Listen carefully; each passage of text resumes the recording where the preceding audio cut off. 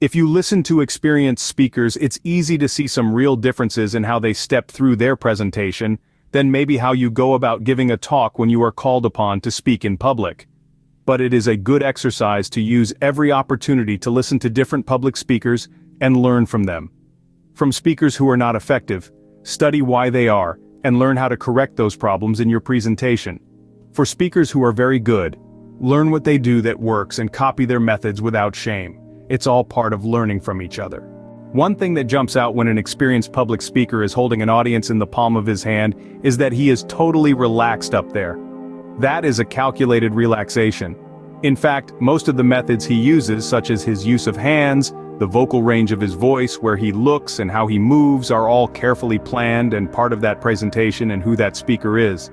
And all of those things come with time and practice, so if you need a few times in front of a group or a few dozen times before you can begin to get that relaxed, be generous with yourself and allow that public speaking is the kind of thing that you can read about all day long, but you don't get good at it until you get good at it.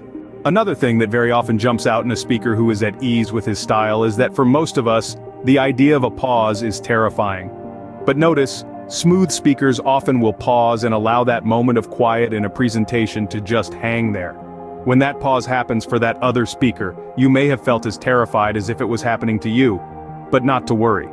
As you noticed, that skilled speaker uses pauses to create interest and isn't afraid to let his presentation stop for a moment either intentionally or to check notes or make some other adjustment. The pause is actually a very powerful communications tool that if you can master it, you can use it to make points, add drama, or just wake up an audience that may have begun to doze off on you.